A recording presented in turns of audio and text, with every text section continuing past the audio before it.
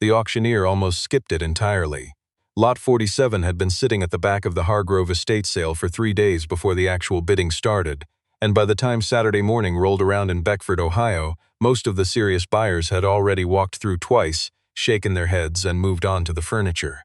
It wasn't hard to understand why. What sat on that tarp-covered dolly in the corner of the barn looked less like a violin and more like something salvaged from a house fire, which, as it turned out, was exactly what it was. The case was warped, its black lacquer bubbled and cracked along the seams. One latch had melted shut, the other was gone entirely. The velvet lining inside had turned to ash in patches, and where the neck of the instrument met the body, someone had wrapped electrical tape badly, probably decades ago. 3 of the 4 strings were snapped, the bow was missing. The estate attorney, a soft-spoken man named Gerald Finch, had written it up in the catalog simply as antique violin, fire damaged, condition unknown, no provenance documentation, reserve, none, no reserve. That meant it would sell for whatever someone was willing to pay, which on that cold March morning appeared to be nothing. 42 registered bidders had passed through the Hargrove barn that weekend. 39 of them hadn't stopped walking. 2 had picked up the case, turned it over once, set it back down. 1 had opened it, looked at the instrument inside for about 4 seconds, closed it again and said to his colleague, "Not worth the gas money to haul it." And then there was Doyle Cafferty. Doyle was 51 years old, and he had driven 2 hours and 40 minutes from Clarksburg to be at this sale. He hadn't come for the violin. He'd come for a set of mid-century mahogany dining chairs that ended up selling before he arrived, to an antique dealer who'd called in a phone bid at 7 in the morning. So by the time Doyle walked through the barn doors at 9:15, the one thing he'd actually wanted was already gone. He almost turned around. He would think about that later, how close he came to just getting back in his truck and heading home. His thermos of coffee was still hot. The game was on at noon. He had no real reason to stay, but Doyle Cafferty had been fixing things his whole life. His hands moved toward broken things the way other men's eyes moved toward televisions. It wasn't something he decided. It was just what he did. He saw the case in the corner. He walked over. He crouched down and looked at it for a long time without touching it. What caught him wasn't the instrument itself, not at first. It was the case. Specifically, it was the hardware. Even under the fire damage, under the warped wood and the burst lacquer, the hinges along the back of the case had a particular shape, a very old shape. Doyle had seen hinges like that exactly once before, in a catalog from a luthier's estate in Vermont that he'd helped a friend sort through 12 years earlier. They were hand-forged, not stamped. Hand-forged, which put them at least 100 years back, probably more. He opened the case. The smell hit him first, char and rosin and something older underneath, something that smelled like a church basement or a very old library. He held his breath and looked. The instrument was in rough shape. Nobody was going to argue with that. But Doyle wasn't looking at the surface. He was looking at the curve of the ribs, the way the wood caught what little light came through the barn's high windows, the scroll at the top of the neck. It was barely visible under a layer of soot, but it was there, and it was not the work of a factory. He put his finger gently along the inside edge of the top plate, near where the latch had been. Old hide glue, not modern adhesive, hide glue. Doyle sat back on his heels. He stayed like that for about 2 minutes. Then he went and found Gerald Finch. "The violin in the corner," Doyle said. "What do you know about it?" Finch checked his clipboard. Fire damage from the 1987 house fire on the original property. It was in a storage room that survived structurally but took smoke and heat damage throughout. The family kept it for sentimental reasons, but nobody ever had it assessed. The last Hargrove passed in November. No surviving family requested it. Where did the family get it originally? Finch looked at him over his glasses. "Mr. Cafferty, I have no idea." Doyle nodded. He walked back to the corner. He crouched down again and looked at the scroll. He pulled out his phone and turned on the flashlight. He leaned in close. Under the soot, near the base of the scroll where the peg box met the neck, there were 2 small letters, hand-carved, barely there, but there. C.B. Doyle didn't say anything. He stood up, walked back to the check-in table, and registered for the bidding. Lot 47 came up near the end of the morning. The auctioneer, a heavy-set man named Phil who'd been doing rural Ohio estate sales for 22 years, held up the case with both hands and described it in roughly 9 words. "Fire-damaged violin, antique case, no documentation. Who'll start? At 5. Nobody moved. $5 anyone. A man in the back said, "I'll give you 2, the way you say something when you're not really serious," just filling the silence. Doyle raised his paddle. 3, he said.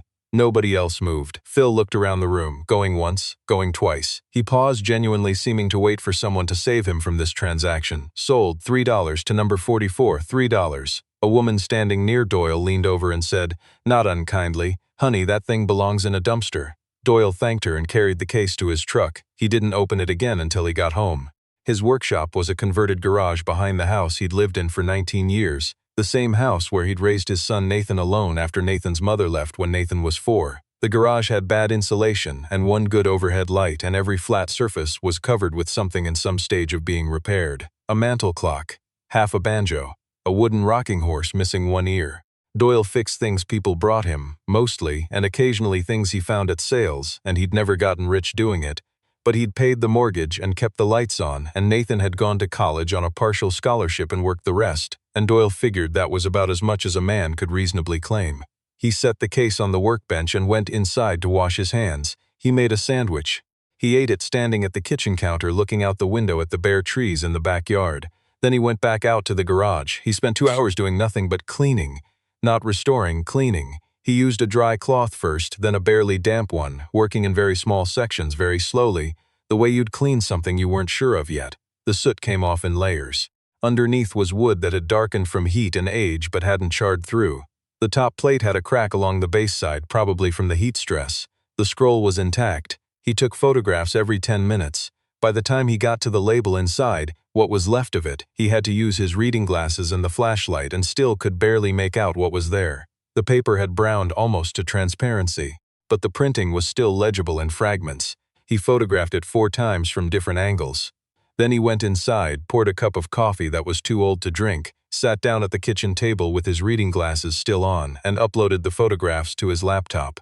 He'd been on the instrument-making forums long enough to know who to ask. There was a luthier in Portland named Walter Scheer who'd spent 30 years cataloging 19th-century European instruments, and who was famously patient with amateurs who came to him with questions.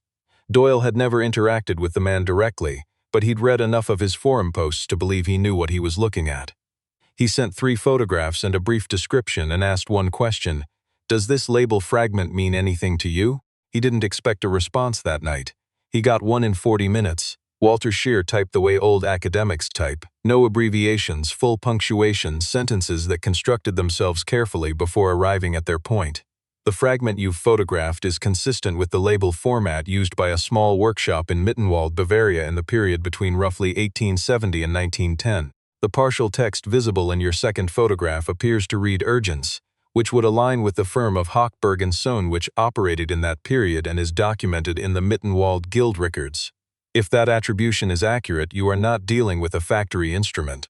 Hochberg and Sohn produced fewer than 400 instruments across their operating years, and of those, perhaps 60 to 80 are currently documented in institutional collections. I would want to see higher resolution photographs of the scroll, the internal corner blocks if accessible, and the varnish along the ribs before saying more. But I would urge you not to do anything to that instrument until we've spoken further. Doyle read the message 3 times. He read it a 4th time. He pushed back from the table and sat with it for a while. Then he typed back, "I'll get you better photographs in the morning, thank you." He went to bed at 11:15 and lay awake until 2. The next 6 days were the strangest of Doyle Cafferty's adult life. He and Walter Scheer exchanged 43 messages.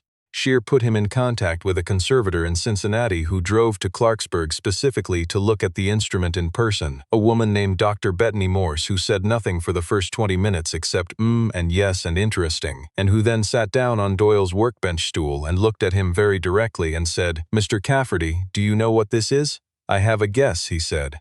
"Tell me your guess." Hochberg and Sohn, late 19th century, one of the earlier instruments based on the corner block construction. Bettany Morse looked at him for a moment. "That's not wrong," she said. What she told him next took about 45 minutes and included things Doyle only partially understood about the wood grain and the varnish and the internal graduation and something called the Mittenwald asymmetry that was specific to that workshop's earlier period. She had brought a magnifying loupe and a small fiber optic light, and she used both extensively. At one point she asked if she could photograph the instrument with her own camera, and Doyle said yes, and she took 61 photographs, which he knew because he watched the counter on her camera. When she was done, she sat back down on the stool. "There are 9 documented Hochberg and Sohn instruments in American collections," she said. 3 are in university music departments. 4 are in private hands. 2 are in the Museum of Musical Heritage in Philadelphia. And this one," Doyle asked, "if my assessment is correct, and I want to be clear that full authentication requires dendrochronology and at minimum 1 additional expert examination, This instrument has never been documented. It's not in any registry I'm aware of. Doyle set down his coffee mug carefully. What does that mean? He asked. It means, Bettany Morse said, choosing her words the way someone chooses their footing on ice, that you may have something that serious collectors and institutions have been looking for without knowing it existed. The crack on the base side of the top plate was repairable. Shear and Morse both agreed on that. The strings, the bow, the latch, all replaceable. The fire damage to the exterior was significant cosmetically, but hadn't compromised the structural integrity in the ways that mattered most for the instrument's voice. Doyle didn't rush any of it. He'd been repairing things for 30 years. He knew what happened when you rushed. You made mistakes that couldn't be undone, and with something like this, there was no margin for that kind of error. He spent 4 weeks on basic stabilization and documentation. Every step photographed, every decision written down in the composition notebook he kept on the workbench. He sent progress photographs to Shear and Morse twice a week. He sourced period-appropriate materials for the minimal repairs he allowed himself to make. He replaced the strings with gut strings from a specialty supplier in Vermont. He did not touch the varnish. Nathan called on a Tuesday night in the middle of all this, like he did most Tuesday nights. That had been their standing call since Nathan moved to Denver 3 years ago, something Nathan had proposed and Doyle had been quietly grateful for ever since. "You sound different," Nathan said. "Do I?" "Like you're thinking about something." Doyle was quiet for a moment. He was sitting in the kitchen. The workshop light was still on through the window over the sink. "Yeah," he said, "I found something." He told Nathan about the violin. Nathan listened without interrupting, which was one of his better qualities. When Doyle finished, Nathan said, "Dad, a $3 violin, $3. And you think it's, I don't know what it is yet," Doyle said, which was the honest answer, even if it wasn't quite the complete one. "But you have a feeling." Doyle looked out the window at the workshop light. "I've had feelings before." "Yeah," Nathan said. "But you've also usually been right." The formal authentication process took 11 weeks. It involved a dendrochronologist at the University of Michigan who analyzed wood samples under microscope. It involved a second conservator, this one based in New York, who had previously authenticated 2 of the instruments currently held by the Museum of Musical Heritage. It involved cross-referencing Mittenwald Guild records from the 1880s through a German academic database that Shear helped Doyle navigate.